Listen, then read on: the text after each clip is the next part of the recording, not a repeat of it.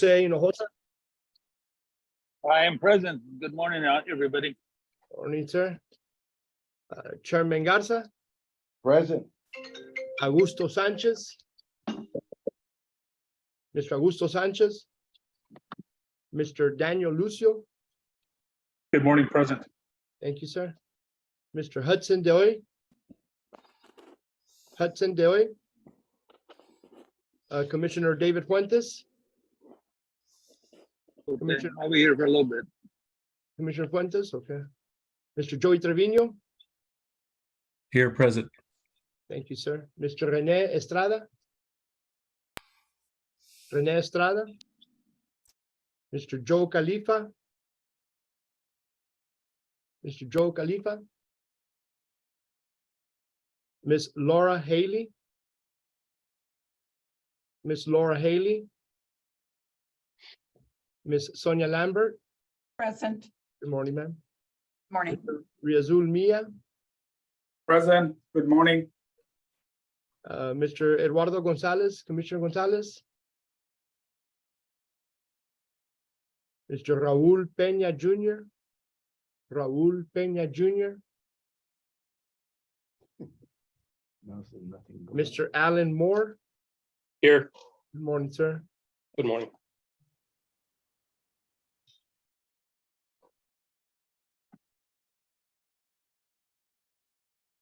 Mr. Willie Cupid, non-voting members, Mr. Cupid. I am here. Perfect. Augusto. Yeah. Mr. Brian Hertag, Mr. Adrian Perez. Miss Shonda Mace, I'm here. Good morning. good morning. Miss Megan Ingram, Present. Thank you, Jaime. thank you. Mr. David Ramirez. Good Morning, morning. Jaime. Present. Mr. Manny Cruz.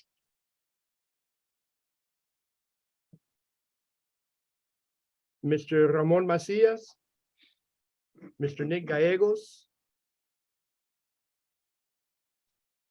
Ms. Lupita Trinidad Ramos. And Ms. Michelle Garcia.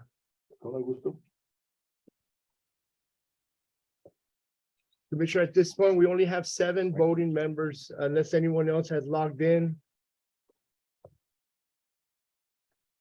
We need one more? Yes, sir. Okay, I already texted a couple, so. Okay, sir.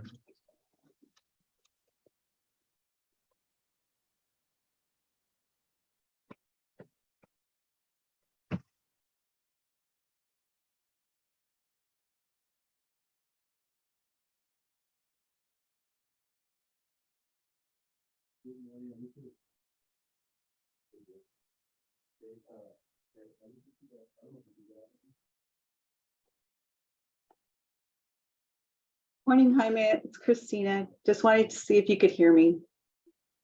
Yes, ma'am, I sure can. Can hear you loud and clear. Thank you. Can he get on the road? Yeah, it's on right now. I don't know if you're available, they need. He's on the road, he should be. Okay. Yeah, get on right now. I think we've got one coming on, Jaime. Perfect. That'd be great, sir.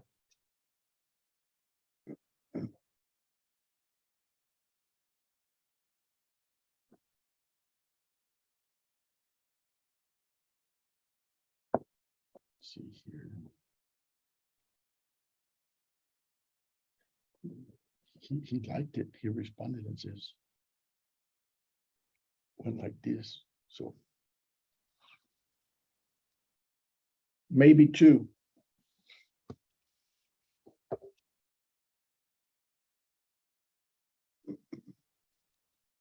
One of them says he could get on in 5 minutes, okay?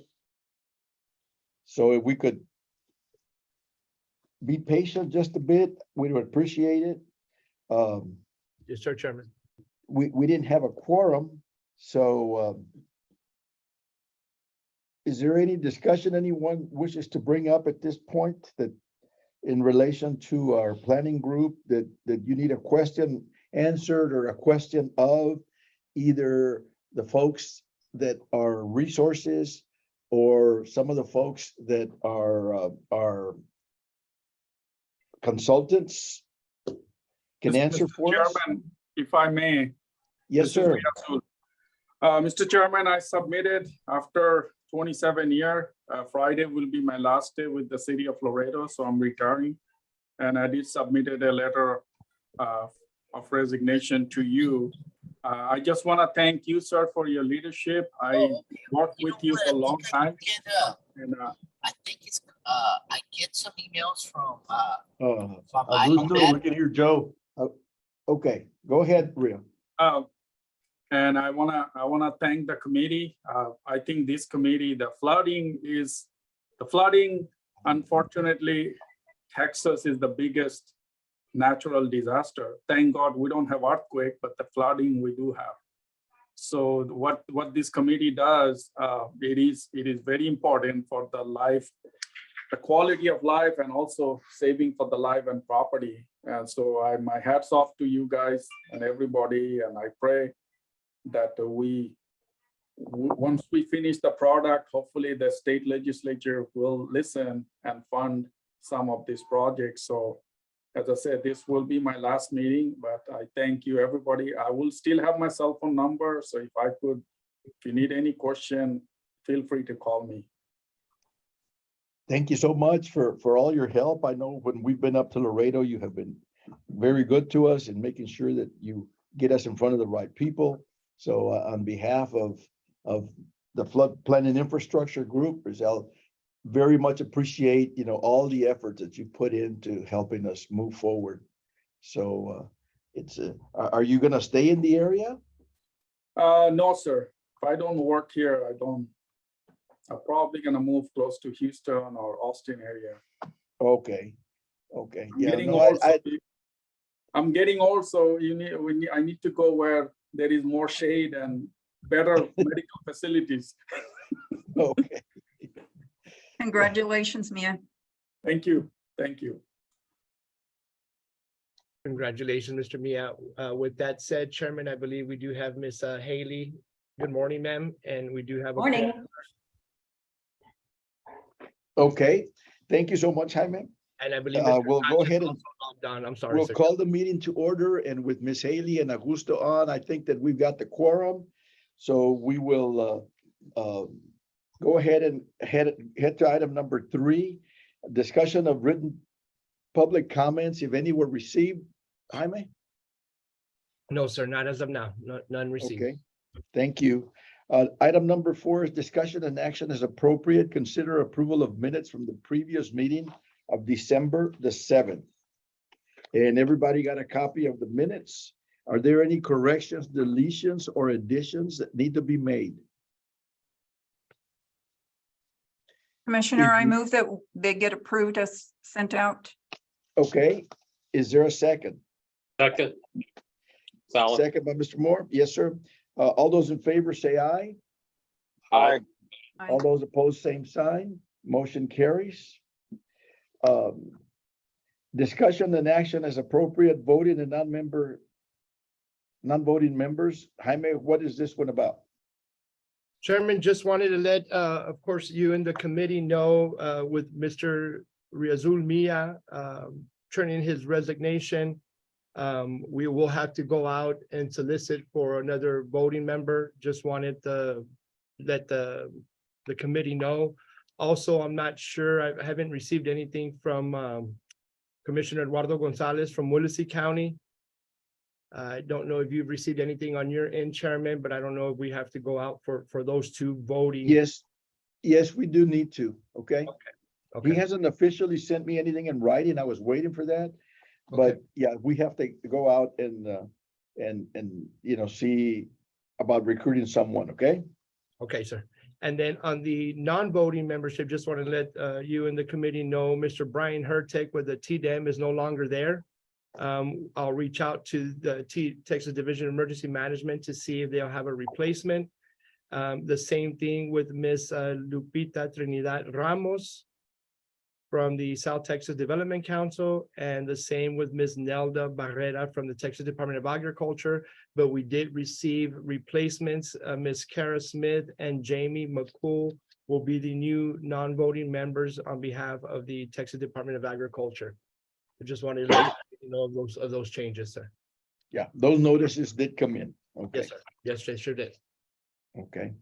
So everyone be on the lookout for the publications going out. And if you have someone that you would like to encourage or try to recruit, please let us know. We'd be more than happy to reach out to folks to make sure that we can continue moving on and having our quorums and doing the business that we need to do.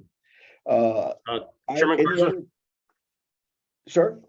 I'm kind of following Mr. Mia's track. At the end of June, I will be retiring from full-time at Drainage 5. But I plan to stay, it appears, on a consulting basis with 5. I wasn't appointed as the drainage district or flood control entity appointment, so I have not intended to resign. If it's necessary, then by all means I will. But if we just verify that whether I can, with the position that I hold, if I can stay on, if I'm not the full-time manager here. We will look into it, Alan. I would certainly hope that, you can stay on with us because you provide a wealth of knowledge and not only knowledge, but historical knowledge in many areas for us. So we will look into it and make sure and see what we can do about trying to keep you on as an active member with us. And I certainly appreciate also the time you put in with us and the help you've given this organization. So your expertise is invaluable to us. Okay. Thank you. And my kids live across the street and my grandkids live across the street from me, so I'm not going anywhere. Okay. Well, that's good. We'll look into that, Chairman. Okay. Thank you, Jaime. And please call me if there's any issues. Okay. Yes, sir. Yes, sir. Okay. Any other comments on that item? Commissioner, I think I'll be following Alan's footsteps probably at the end of the year. I'll be retiring at that time as well. Not sure That's a if I'll be long staying. ways away. Okay, That's a long I just ways want, away. it's not long enough. I should have Actually, never it's too put- long, I but should have- I anyway. should have never put this agenda item on. Anyway, I just don't wanted to know. put that out there. It's coming in the near future. Okay, Right, well, thanks for the warning, okay? We've got to figure out a way to keep you guys on because you've been great for us, so. Any other folks out there? Mia, you started this. Commissioner, I'll just briefly say that TWDB doesn't have any restrictions on changes in voting membership in this context. So this is a decision for you and the group. I'll just throw that in there now. Well, that kind of solves the problem, okay? So let me interject. This is Joe. So the persons that replace the individuals that may be leaving, they can be retired or they have to be affiliated with a certain state agency or what have you. Can anybody answer that? No, sir, they don't. So it's up to the chair and the group to decide if that particular individual still can represent the particular interest category. Okay, Okay. okay, Very thank good. you so much. And we'll look into it and make sure that we get in touch with the Water Development Board, and Jaime and I can do that. And then we'll report to the full board. That way, that gives us a little more latitude of what we can do. And, I certainly personally appreciate, what Alan and Sonia and Ria bring to the table for us, because it's, they have an expertise set that I certainly don't even come close to even understanding.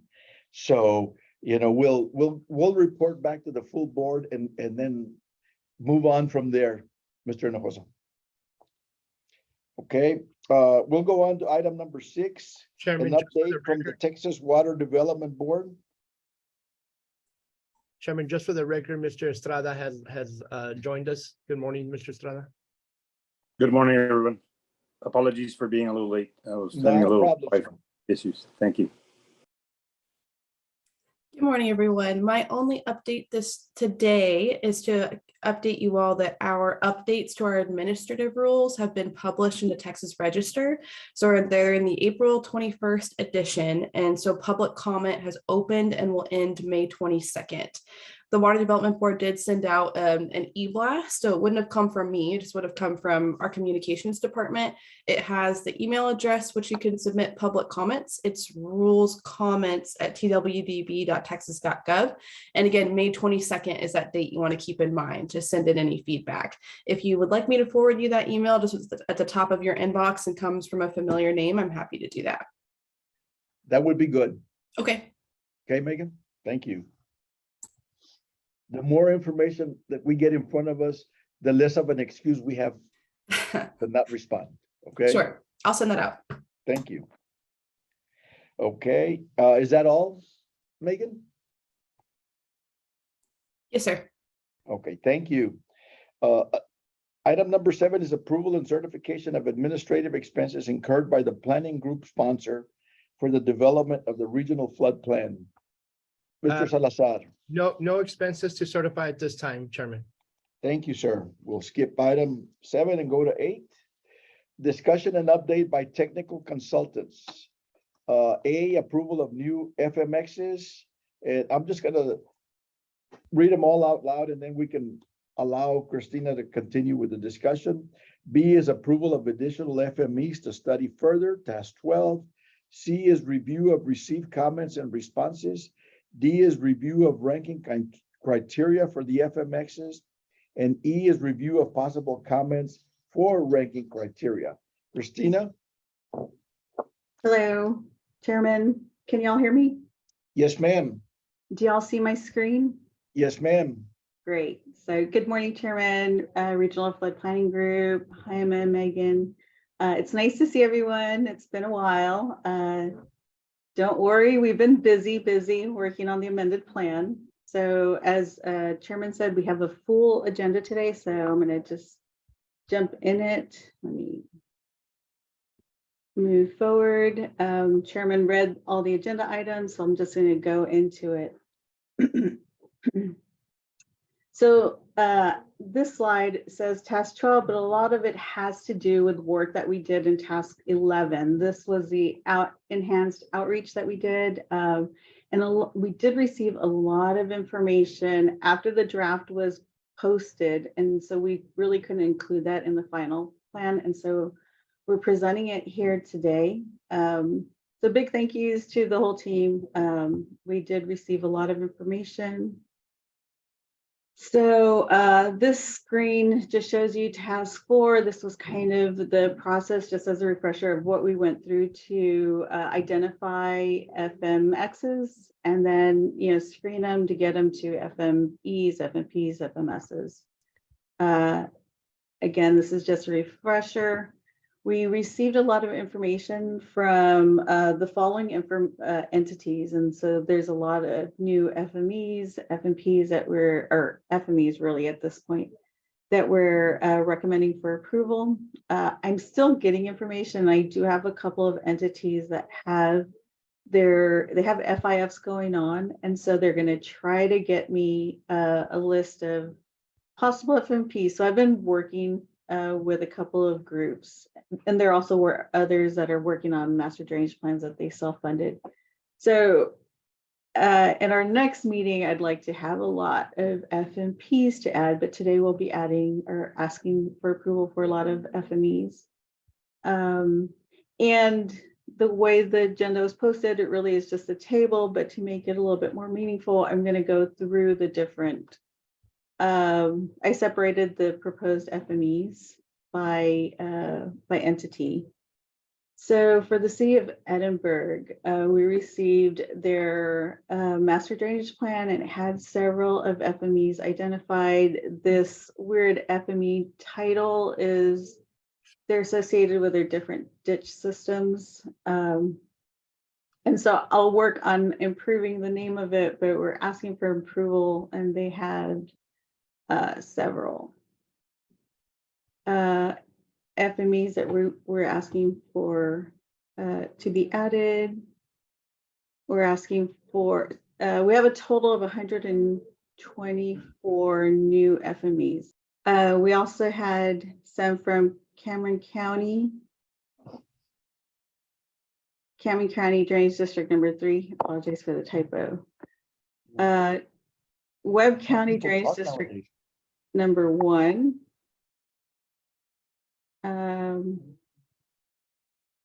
City of Mission, we also got their master drainage plan and their model. We're having some errors with their model, but we did get it. More City of Mission FMEs. These are also City of Mission. We received FMEs from Starr County, Del Rio, Cameron County Drainage District number 5. This last week, we also received some from Rio Grande City. So next time we'll add those. City of Harlingen provided a list of their FMEs. This is part of their FIF. They may be able to get us something for one FMP, but they're listing their problem areas. More Cameron County. And like I said, these are erroneously listed. They should be Cameron County. But I'd like approval, if possible. I don't know if you all need more information of all of the addition of these FMPs. We have gone through them.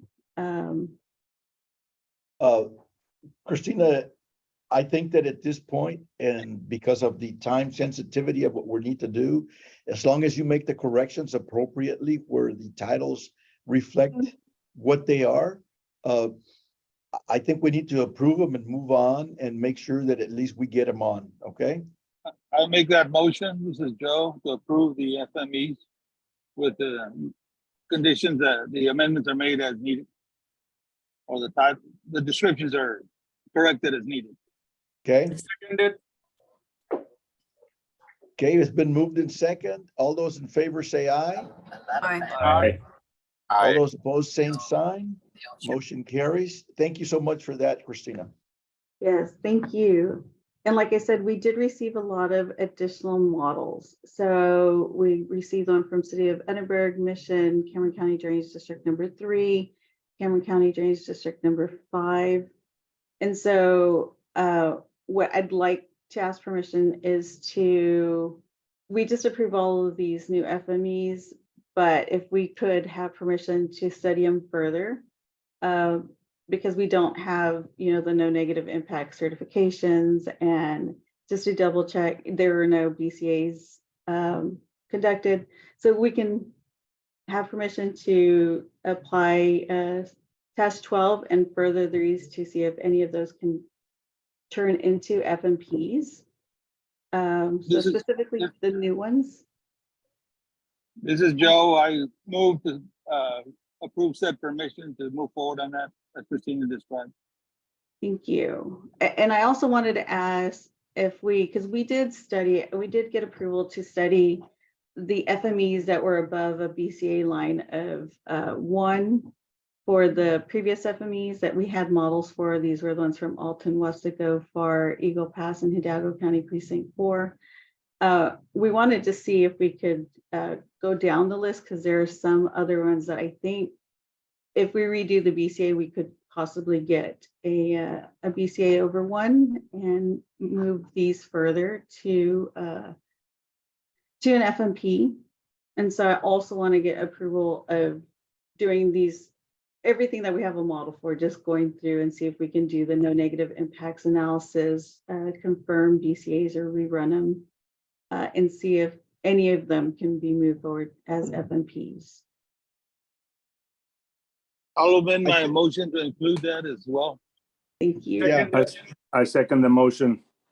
Yeah, and I think it's important, Christina, that we make an effort with all these entities that have finally responded and wanted to be included, so that if we at least go through the process and let them know why they are on or they could not be on, they'll know for the next time what needs to improve on their requests, So it's a great idea. All those in favor say aye. Aye. All those opposed, same sign. Motion carries. Thank you. Yeah, and we've been meeting with all of them, so they're not every project that was listed in their master drainage plan that we went through, because they've actually moved forward with some of them.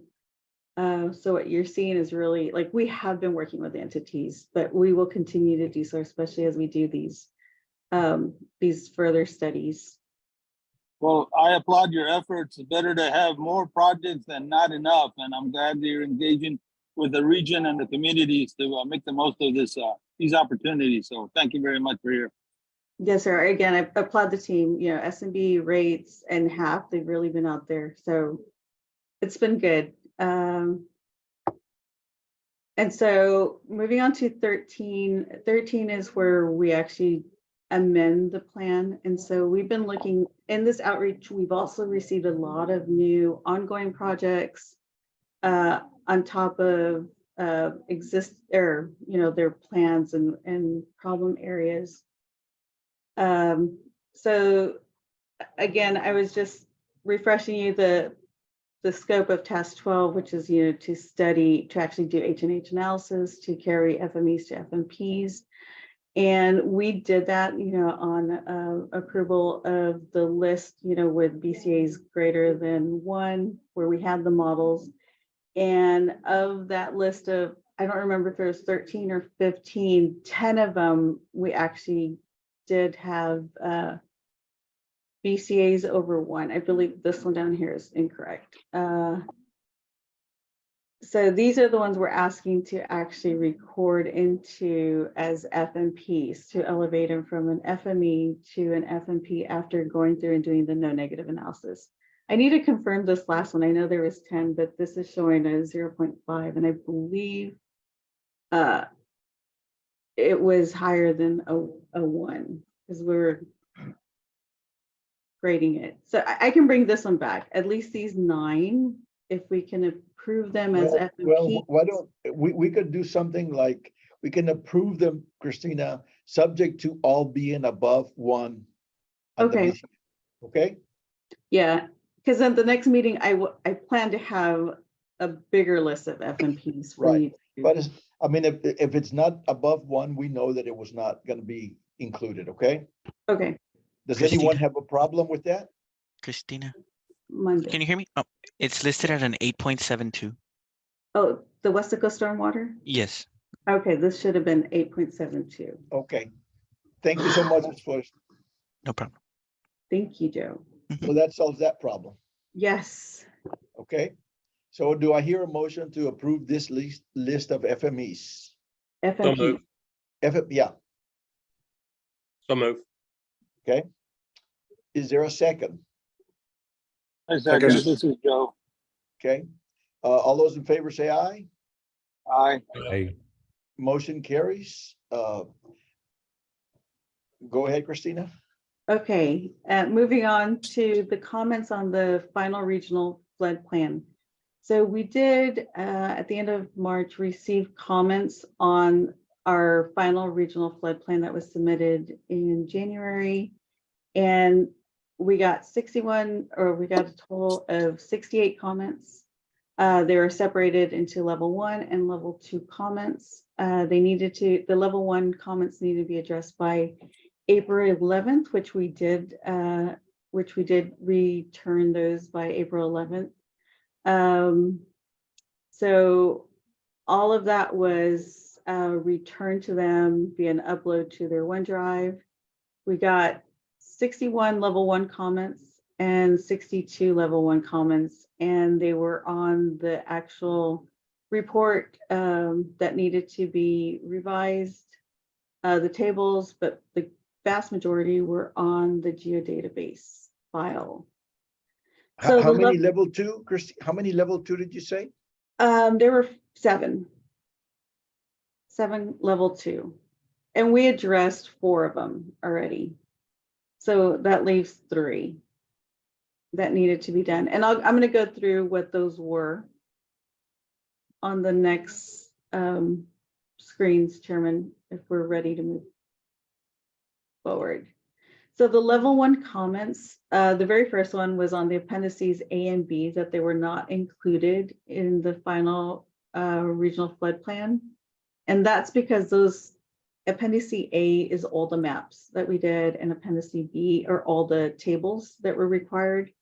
And so we did upload them, but not as a singular PDF. They were in pieces. So in the tables file, we had uploaded all the tables in PDF and in Excel, and the same thing with the maps. There's a folder for static maps, and we had uploaded those all separately. For size reasons, we hadn't done it, but we did re-upload in the report section a combined Appendix A and then Appendix B. They're very large, so they were in multiple volumes. It's similar to what we have on the regional flood plan website. On Region 15's website, we do have A and B there combined. We uploaded those. We had 11 comments of invalid entries to the geodatabase. And these were minor, like in some cases, there are still zeros instead of nulls, or it just didn't match the exact type. Like we had storm drainage system and it should just be storm drain, or storm drain system, it should just say storm drain. So there's 11 comments where we changed those. 44 comments reconciling table values with the geodatabase entries. And these, because there are so many entries, you know, you would have a different value for like a population or for a project cost. And so we reconciled all of those. We had wrong population values. And so on, I don't know, it was probably like 7 of them. We're double counting populations. So the comment was that the population exceeded the maximum day or the maximum night. And we may have been adding the day and night populations for that FMP. And it wasn't uniform across the tables. It was probably, you know, tied to one entity when we're adding those to the information to the table that happened. So those were corrected. Missing table tying no negative impacts to each. So we were given, they're asking for a table, and we kind of had included it in the report, but we're given a specific table that we filled in the same information for the no negative impacts. That was uploaded, and we're missing actual table 19 in the Excel spreadsheet because we have it broken into every entity. So we combined those and added it into the one combined Excel table. And then Christina, do we need to approve these, you know, like this list of level 1 comments that you have on there? I don't know. Megan, I think that's a question for you. Commissioner, you cut out just a little bit, enough for me to not hear your question. What was it? Do we need approval from the full committee on these responses to the comments or not? Responding to the level 1 comments for the Yeah, or level 2, whichever, you know. the comments that the revisions we made to the draft, to the final regional flood plan. Does the regional flood planning group need to approve what was submitted? Oh, you know, I think we did the first time for draft plan, so I don't think you have to, but it couldn't hurt if you feel that you would like to, but it's not Just required. Yeah, well, just to make sure that everybody understands that everything was responded to in the comment area. Sure, I did just confirm it's not required by us. It's up to Okay, you if you well, would like to. Yeah, if it's not required, that's okay. I just wanted to make sure. Sure, good question. Yeah, there isn't anything in the letter that said it, so. Yeah, plain. Well, I have a question. Is there anything that we didn't respond to? Maybe that would be one task to So follow. so we have had follow-up comments on some of the geodatabase where it was the comment referred to the wrong table, so we didn't look at the right table, and so we're addressing those right now. But no, we responded to all the level 1s and even some of the level 2s, and we have had follow-up comments that we're addressing right now. So no, we've addressed everything that we had in that letter. That sounds good to me. Very good. And so to let you know what the level 2 comments were, the model IDs that we were required to upload to the TDS system didn't match the ID numbers that we included in the Region 15, the Water Development Board upload. And so we corrected those. And the model numbers needed to be the same for both. So there were 2 comments, but pretty much the same thing. So we addressed that. We had a typo in our target year for short-term goal. We had it listed as 2023 and it really should be 2033. And in map 19, we had listed another, instead of writing other, we had listed a different kind of FME type. So we corrected that in our tables and we corrected it on the map. So we did address all of these. They'll be reflected in the amended plan because going through this exercise was good. We've corrected everything going forward. So in the amended plan, we should have it. We should not get these comments again. And then there's some accessibility issues on the figures in the PDF. And so that's one because there's a ton of figures that need to be addressed. And anytime you change the PDF, it just opens up new comments. I don't know, like every little bullet is another accessibility comment that we need to describe. So these accessibility issues, we addressed the really big ones, like all the titles are there, but these on the figures, we will address those in the amended plan. And that's what level 2, they asked that they address them during the amended plan. Christina, without getting too much into the woods about it, who does these reviews? Is it one team or several teams that review all this stuff or edit, if you will? Who are you engaging with? So internally, yeah, we have different teams that do it. And my understanding that the review comments that we get from the Water Development Board, they also have different teams looking at the different areas of the report. Yes, that's right, Christina. And so Very good, thank you.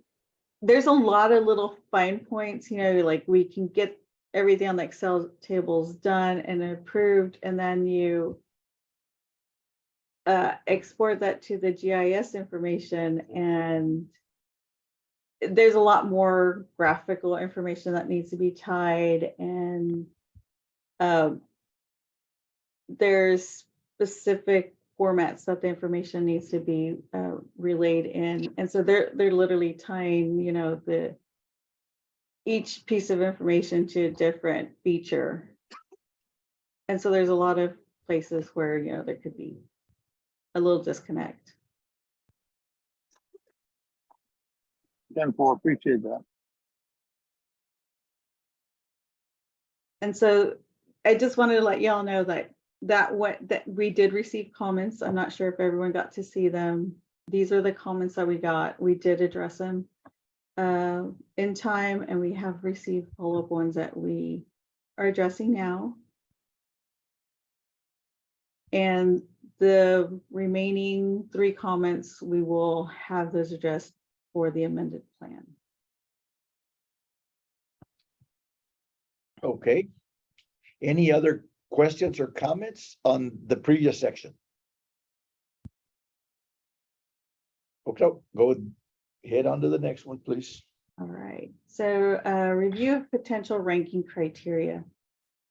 And this I had wanted to get in front of y'all before, because the Water Development Board released the ranking information for how they're going to rank all the FMEs, all the FMPs, and all the FMSs for all the projects. They're doing it not at the regional level, but at the flood plan at the state level, where they weave together all the regional flood plans from the 15 different regions. And you can see the different criteria and the weights that they Christina, assign. can you enlarge that a little bit? I don't know if everybody can see it or not, but you know, it's See if I was able to open it. there you go. Thank you. It's a little better. That's a little better. Okay, Yes, so ma'am. so the information that they looked at, they looked at is it they did not, sorry, that they didn't look for any of them. Is there emergency need? Because they didn't define what emergency needed, and there were every region it was up to them to define emergency need. They did not consider that criteria in any of the different rankings.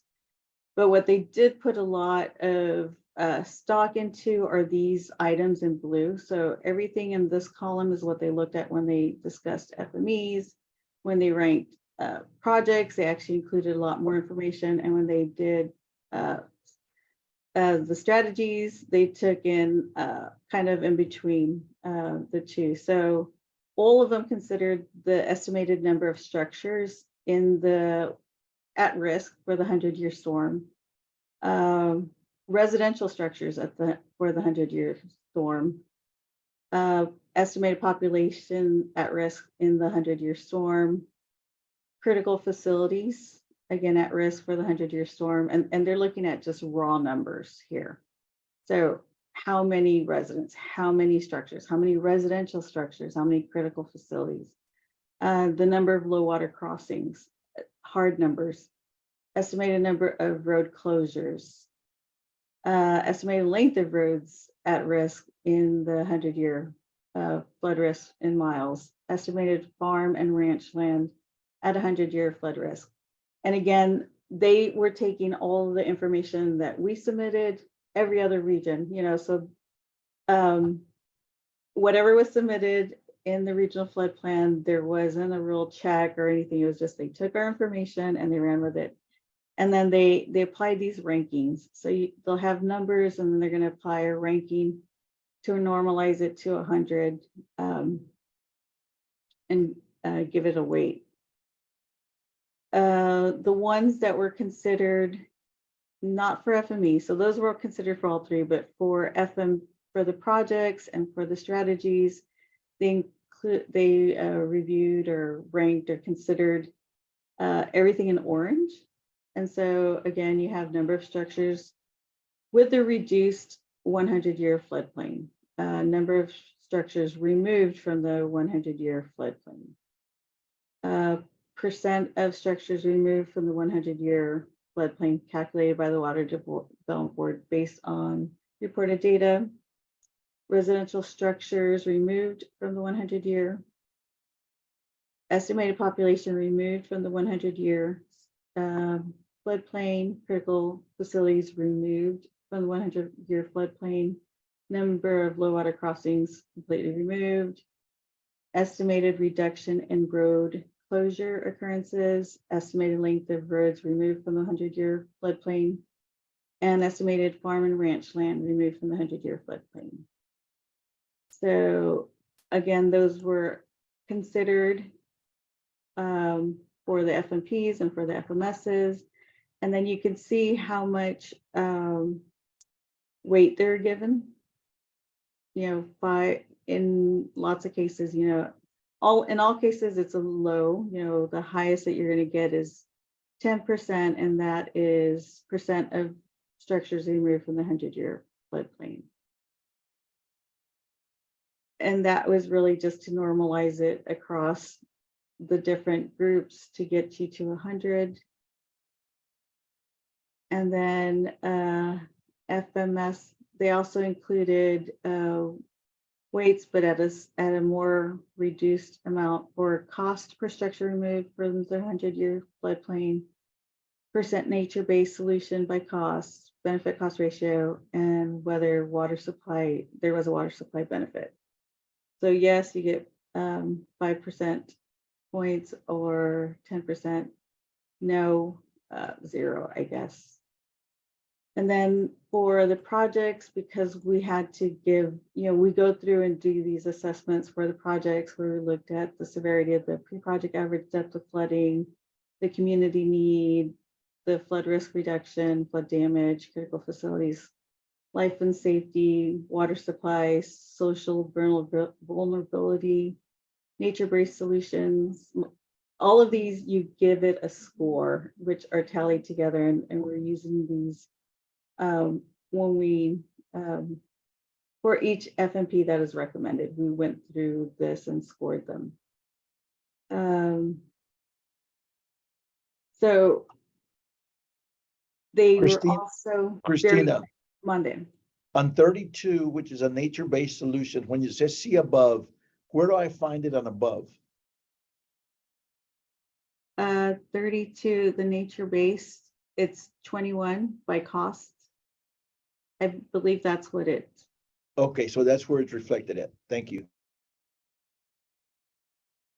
And so, along with this, they published this with some guidance, and they did also provide an Excel table for all the FMPs ranked according to this criteria.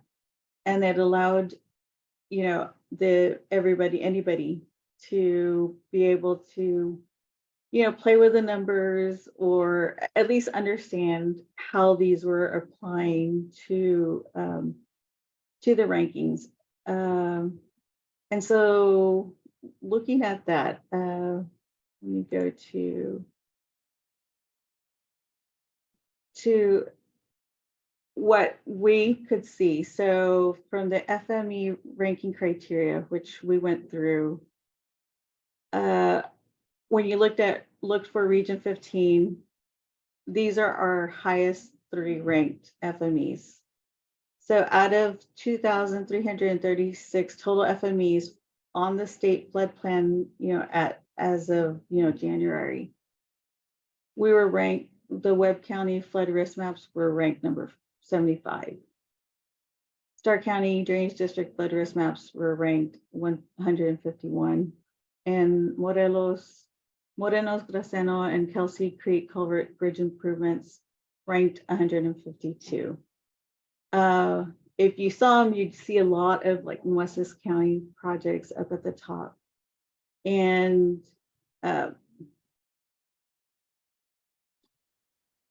I'll go over like what the comments. So the next bullet on our agenda was to really, I had wanted to go through this, and I was hoping we could play with it a little bit and we could formulate our comments, but comments initially were due April 1st.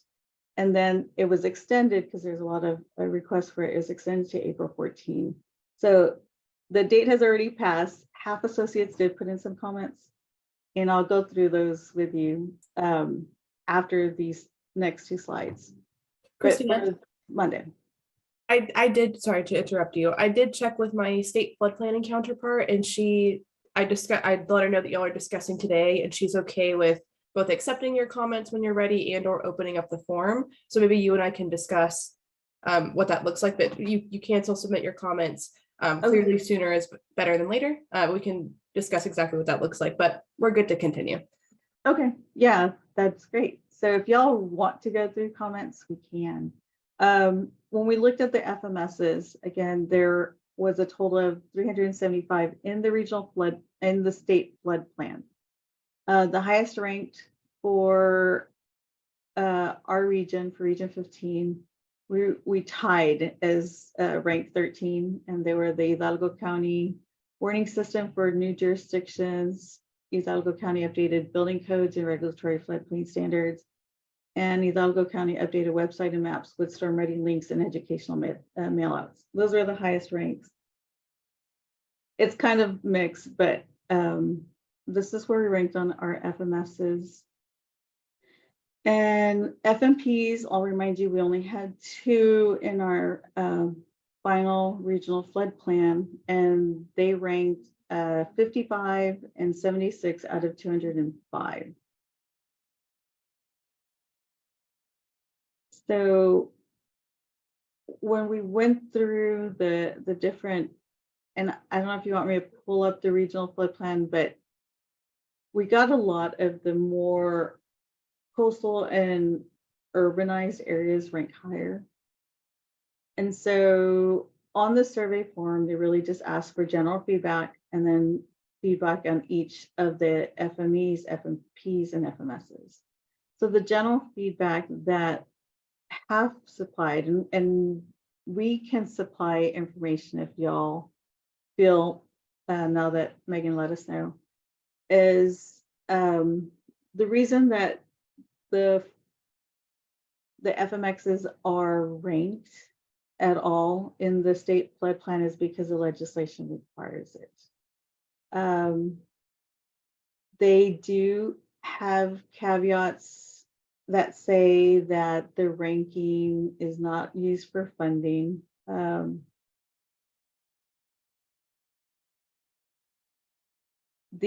So our recommendation was recommend that legislation be changed to remove the ranking requirement from the regional and state flood and planning effort.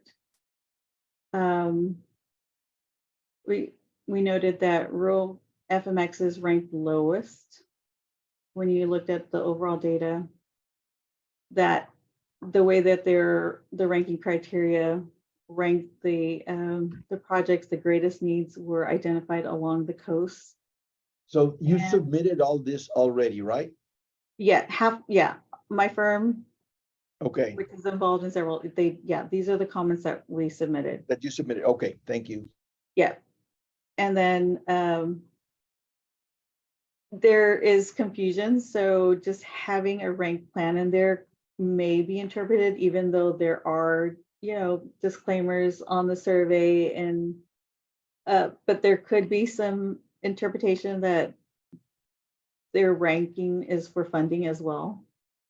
And RPGs, because we each had some interpretation on what some of the criteria could have meant, that could skew some of the ranks.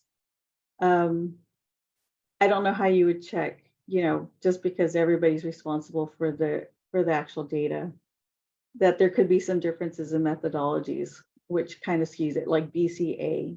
I know that the Water Development Board gave us a tool, but like we used BCAs, if they were already conducted before, we're respecting those, but maybe another group redid all of their BCAs, or did them a different way. Because there's some interpretations like that could skew the ranks. And then, as it is a requirement, the following recommendations are made.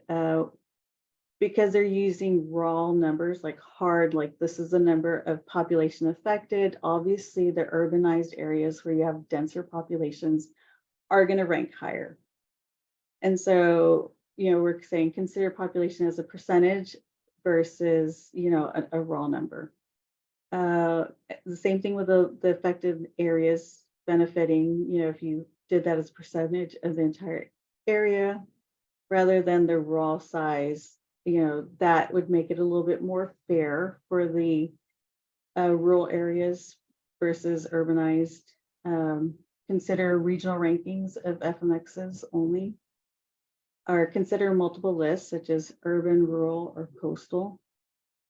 And again, these could be requirements for fundings, fundings separate. Consider rankings by type, such as low rate, rank all the low water crossings or all the regional detention projects or all the, mapping projects versus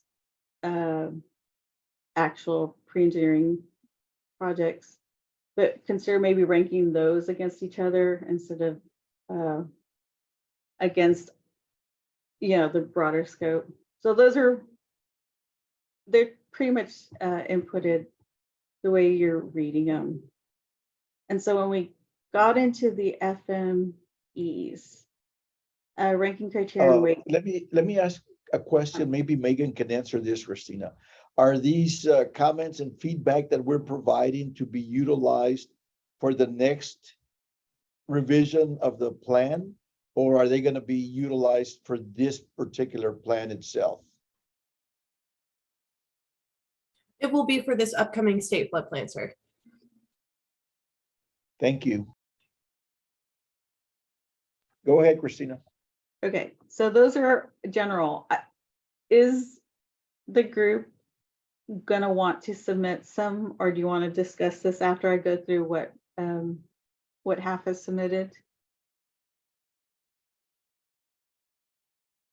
Go ahead and see what you've submitted, and then we'll make a decision then, okay? Okay, will do. So on the comment addressing FMEs directly, you've heard these comments. Rural areas do not have the resources to calculate the ranking criteria metrics. Thus, assumptions may have been made by RPGs based on generalized information. Half recommends the following. Consider population affected as a percentage rather than raw number of data. Avoid double counting throughout the scoring processes. So you had number of structures as one criteria, one metric, and then which includes commercial and residential. And then you have residential alone.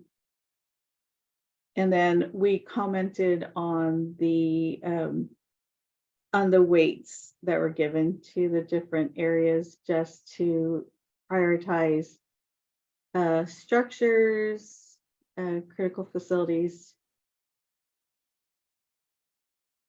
So these were the comments that we did.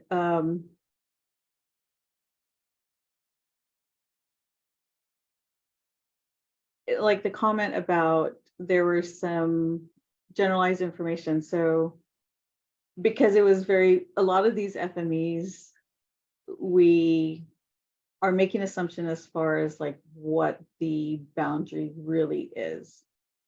And so if we just drew a bigger area, that it's addressing because they're not actually studied at this point, we could increase the number of structures affected. We obviously try to reflect with the best information available, but I don't know what the other regions did. Did they look at the watershed or did they look at just the county boundaries?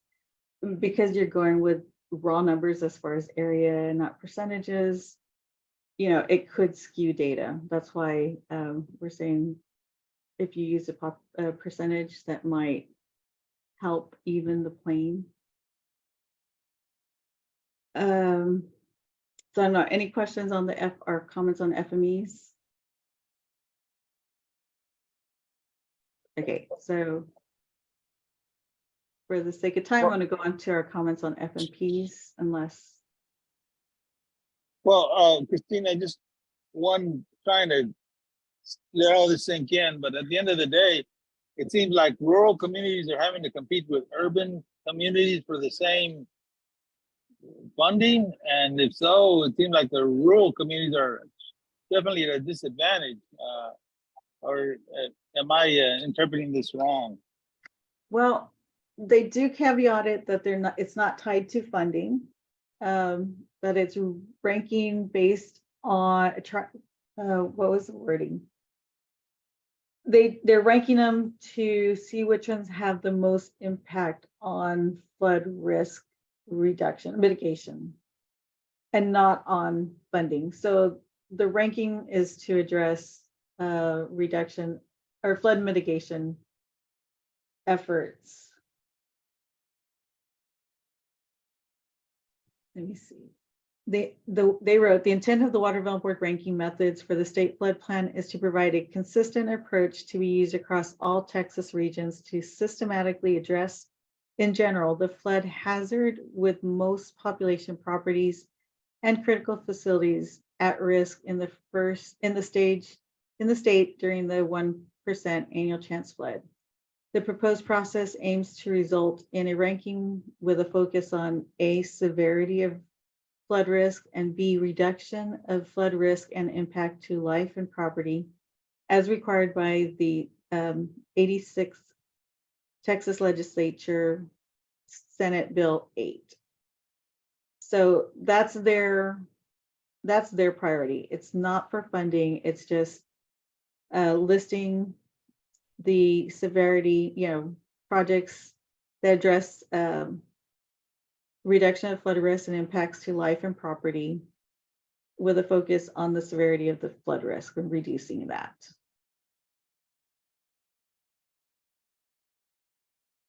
And so when you look at it as far as raw numbers, that's how they're choosing to define it. And we're just making the appeal. Yeah, it's still in my head. It looks like the rural community is just getting left out in the cold. They should compete. Rural communities should compete with our other rural communities and have a matrix for that comparison. And then rurals and urbans against urbans. I mean, the urban population, the urban sector is the one that's creating a lot of issues because of urbanization and development. That's where the flooding's coming in. So to have the ags that are probably creating less of the issue, because I mean, there's a natural flow more so than not, most of the time anyway, to have them compete against urban situations with the higher population and the more buildings and the density and all that, it just seems like that's all kind of skewed and doesn't quite make sense. If the rural community is going to have a fair shake moving forward on all of this. That's my thought on it. I could be totally off, but that's what I figured I'd tell you. Joe, you are on target. That seems to be the nature of our beast that we live in the state of Texas.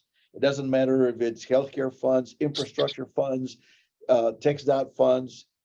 You're right on point. The rural areas always are the last in line because I guess at the end of the day, they have the least population and the least votes, I guess. I don't want to say it any other way, but it appears that that's how it works. That's true. They have the less advocates. They have the less people up in DC or Austin speaking for them. I mean, they are definitely at a disadvantage. And so would you want to submit a comment that the ranking should be separated versus rural communities and urban? Yes. Yeah, I would suggest that. Keep them to two different categories to be fair across the board, across the state. I think that's the best way to handle it.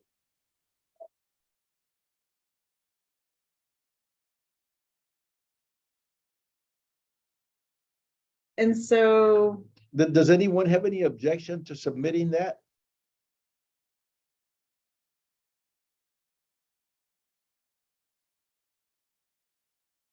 Hearing none, go ahead and add it on, please, Christina. do we want to comment specifically on the weights or on, the metrics that they're using? Like half suggested doing percentages, or do you just want to leave it as a general comment? I believe a general comment conveys the message. Okay. I'll draft up that as a response. And then maybe I pass it to you, Chairman, and then you can route it. But can we do that, Megan? Is that against the? Which part, Christina? If I were to draft the responses and then send it to all of them for comment. Christina, Monday. just draft the response in a way that conveys the concern that Mr. Hinojosa brought up and Okay. include it. Okay, we don't need to do anything else. Okay, we'll do that. I'll do that. This is Rene Estrada. I also join Joe in that sentiment. But for the sake of better understanding, can we review again the threshold of where they consider a rural area and an urban area?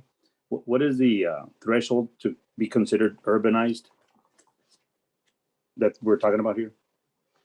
So the Water Development Board, correct me if I'm wrong, Megan, but I don't remember seeing a just definition for rural versus urban.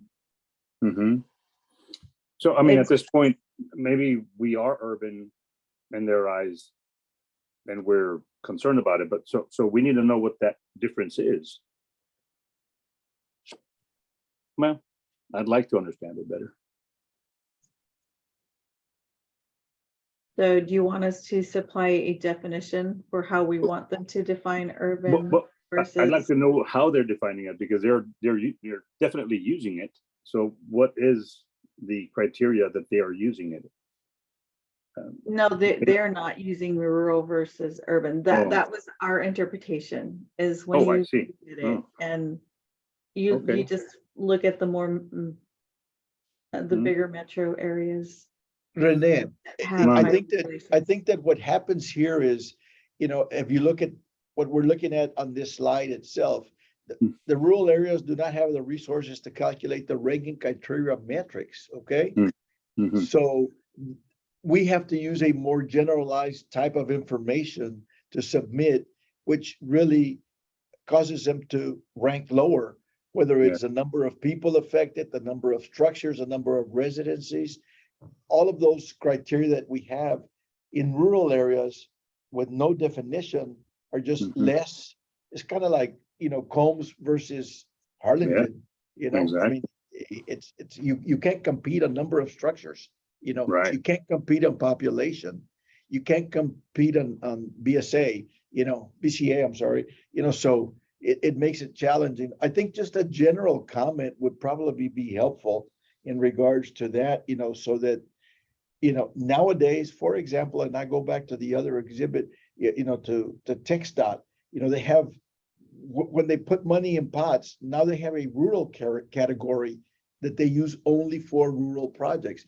Maybe the Water Development Board will consider doing something of that nature, moving on into the future if we bring it to their attention. And they can make the definition on that.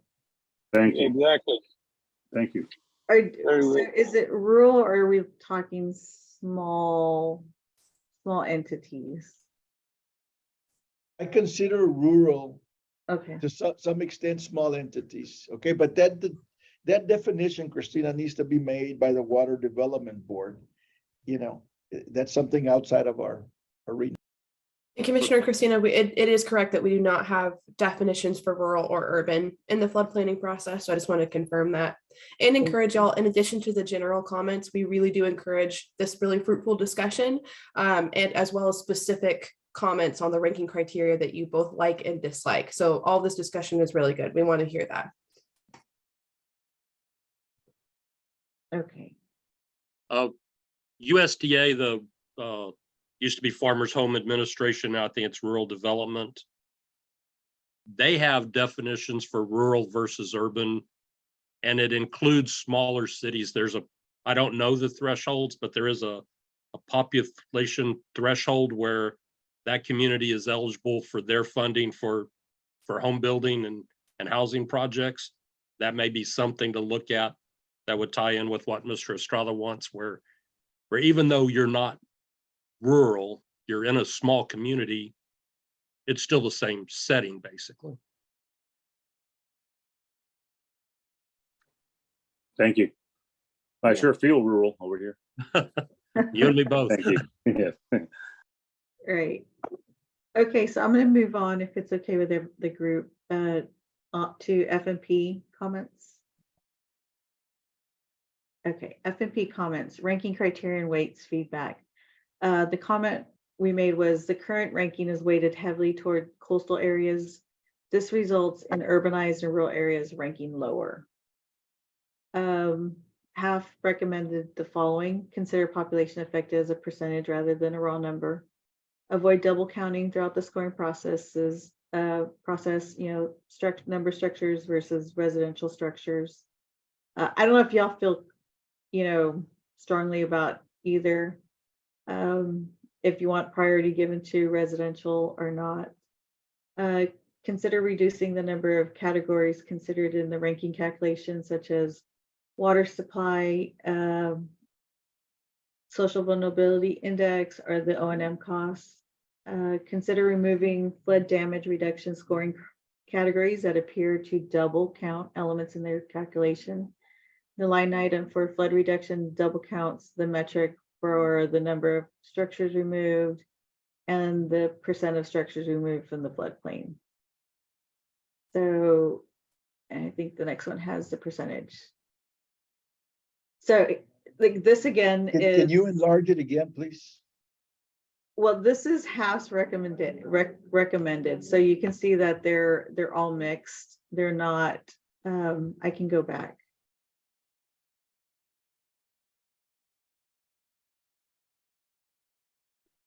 Oh, actually, here's the FMPs.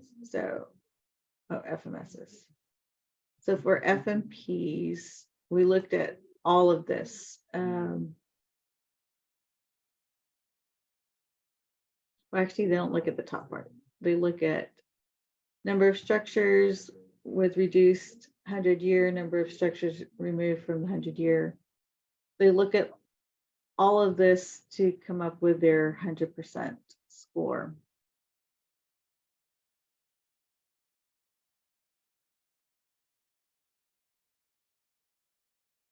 And so we're looking at number of structures with a reduced 100, number of structures removed from the 100-year, residential structures removed,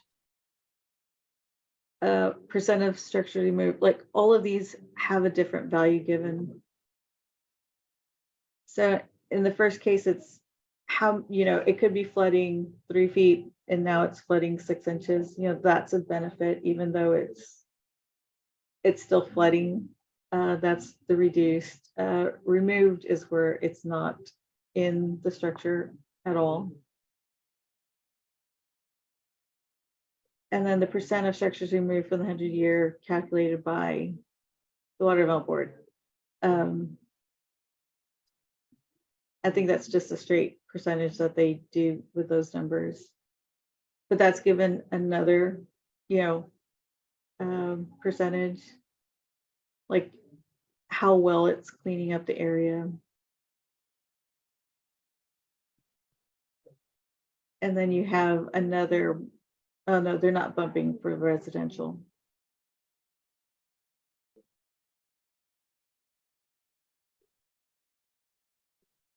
So they're looking all, then they look at the cost. Down here, we look at. So what were you recommending that or commenting on in regards to these, right?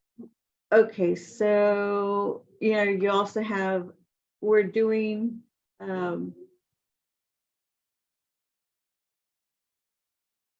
you're doing the actual reduction, and then we're doing the BCA, which kind of takes into a cost. You're doing cost per structure. Well, actually, you're not. But then you have flood reduction, critical damage. It's more like all these doubling of structures, the number reduced, the number removed, the percent. You're doing residential, which is included in number of structures. Like this is a separate a number. And then you look at it again. Those numbers are also in the flood damage reduction.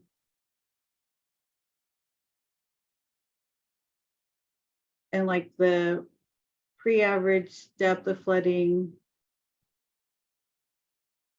I guess that talks to the severity of the project. But it was really just,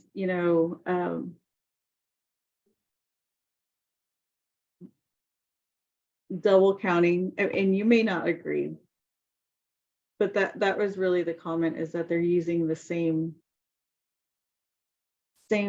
numbers. And then you have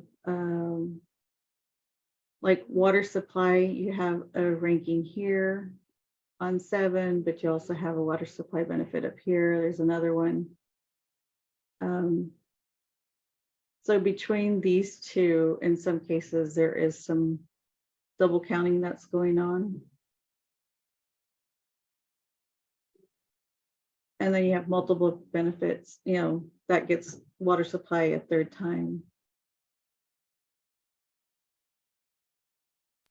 Megan, do you know if these issues that Christina's talking about were purposely done that way for a reason by the Water Development Board? Or were they just arbitrarily put on there?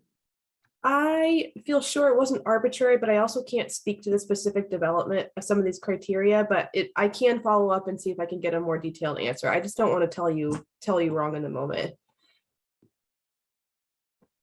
Thank you. I believe they have an advisory board that they kicked it around to chairman, and then they're putting this out for comments before they actually make it official. So this is your opportunity to move the needle in any direction. This is their best effort to try to make it fair, or as fair, as they're opening up for comments in case you feel strongly about anything. You can make your argument before it's actually approved. Okay, thank you. I didn't submit the comment. You brought up like the duplication. And I guess for me, the biggest heartburn is especially the duplication when it's adding water supply to this, because there are other programs to get funding for water supplies.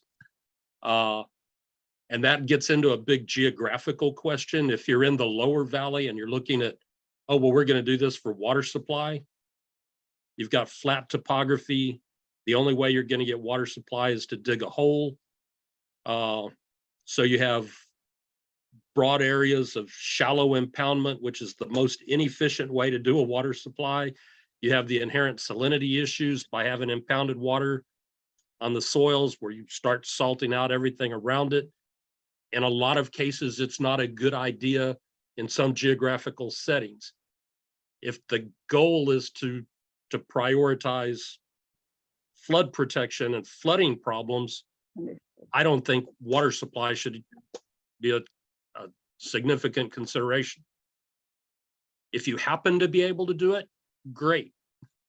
But to rule out places that could have been funded because of flooding problems, because they're not generating a water supply, I can't agree with that. Good comment, Ellen. I think that I mean, if one of the benefits ends up being that it helps a water supply, so be it. Right. But this is flooding and flood mitigation we're looking at. I agree. We're on the same page. Yeah. So Christina, you can, you might somehow, some way in there, make sure that we include that. So is the comment, just to be clear, is the comment to remove the water supply or just reduce the duplication? Or Mine would be to remove it. Okay. I mean, we're not in the my- water supply business, okay? My caveat to that is during flood, you end up losing a lot of infrastructure issues that provide water for all the communities in the valley. You have pumps that go down, or areas like that impact our ability to provide water for all these communities. I don't want that to be taken off the table, because that does happen. Well, You have if pumps it's- on the if- river, you have pumps in canals and all that. They get flooded out, they get shorted out, then you're at a loss to provide water for your rural and for your community. And that's a good point, Joe, but I don't think that, you would be impacted by the flood, whether you're a farm or a irrigation water supplier or a municipal water supplier, or you as yourself as an entity are, if it's directly related to a flood condition, it's in there. It's a Those should have critical been considered facility. critical facilities. Yeah. So they get a priority for funding based on being a critical facility.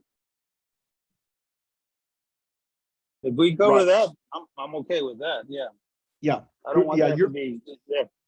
Yeah, I no, told- critical facilities, are those things that have been identified as necessary for public that we identified further back.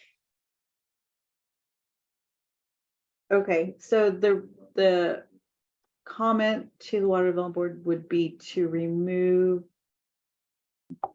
all criteria related to water supply. Is that Yes. correct?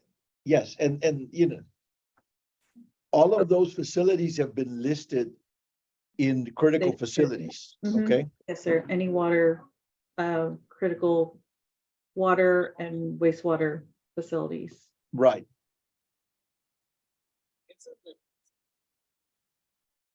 Okay, so I've noted that. Does that need to get approval or do I just move on? No, I think that, you know, just note it and move on, okay? Okay, so the next one, yeah, because we're coming up on time. So these were the halves ranks, but I'm gonna move on to FMSs. Ranking criteria and weights feedback. Scoring appears to skew towards existing flood risk versus flood risk reduction.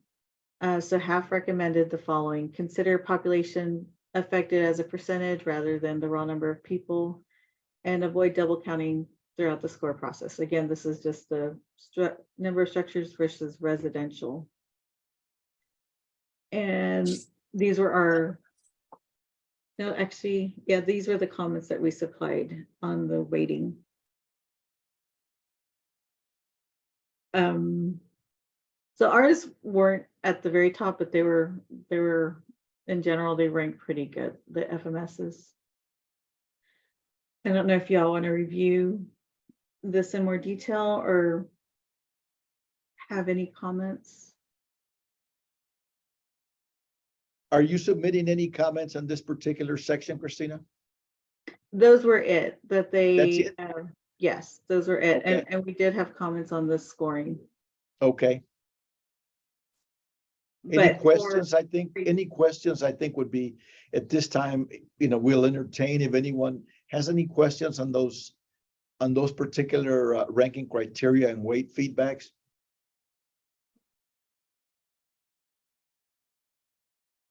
Okay, then you can go ahead and proceed.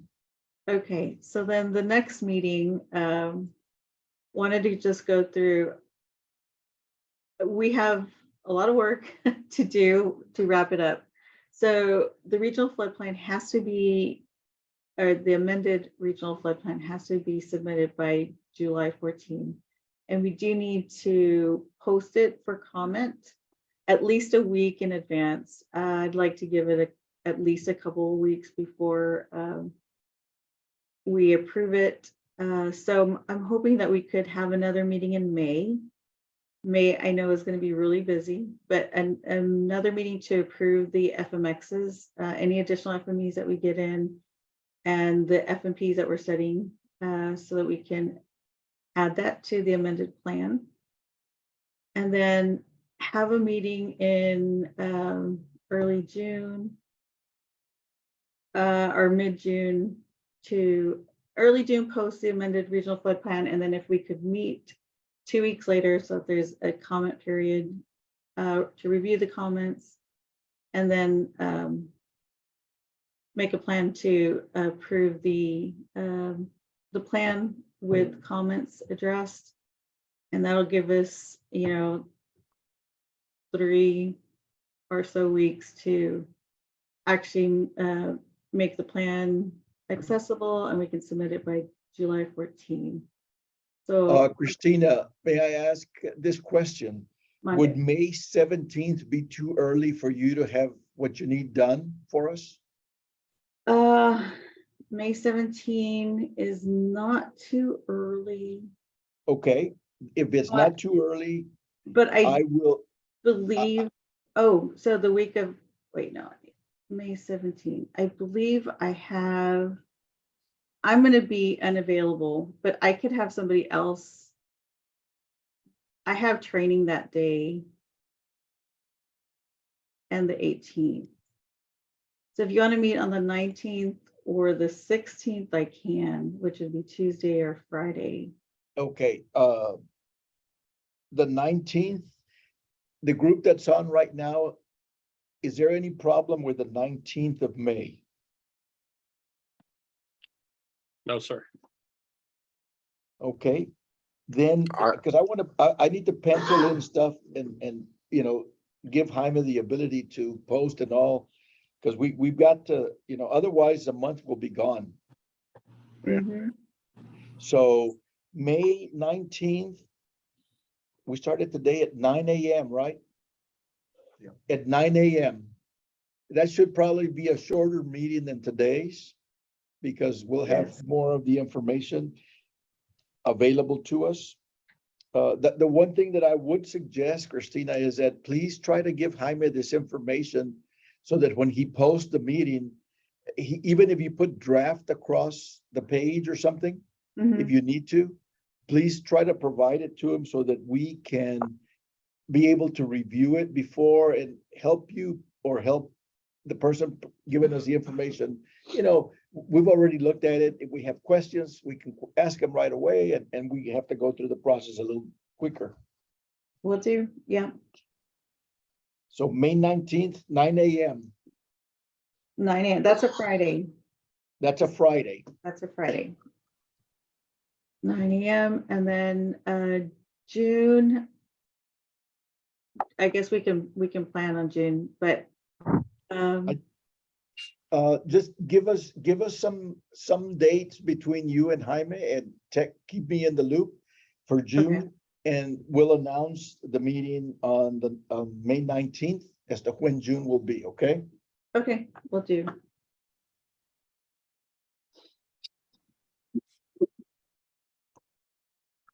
Sounds good. And so that's Anything all I else? have.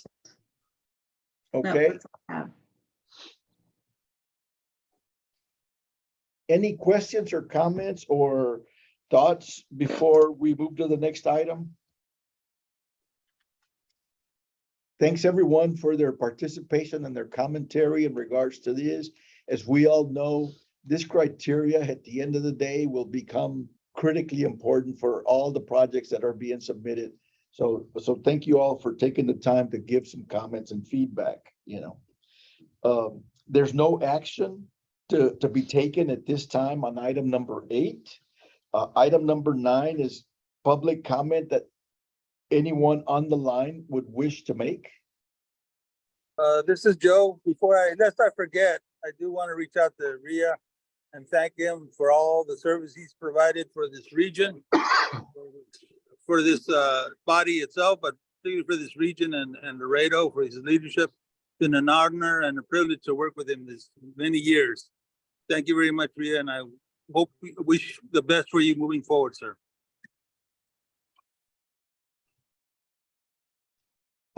Any other comments? And Ria, if there's anyone in Laredo that we need to bring into the loop, especially and make sure that we keep Webb County and the city of Laredo looped into what we're doing, please send me an email and let me know, you know, because I would love to see if we make sure that they feel included and inclusive of what we're doing. Is he on? Yeah. Any other comments? I guess there's no public comment because Joe just said it. We did already the date and agenda item for the next meeting, so that's taken care of. So the only other item I have is a motion to adjourn. I make that motion. I'm ready to call it a day on this one. Sonia, you second it? You know, okay, all those in favor say aye. Thank you to everyone Aye. today in the call. Have a Have a good great day. weekend. Take care. Thank you. Take care. Oh,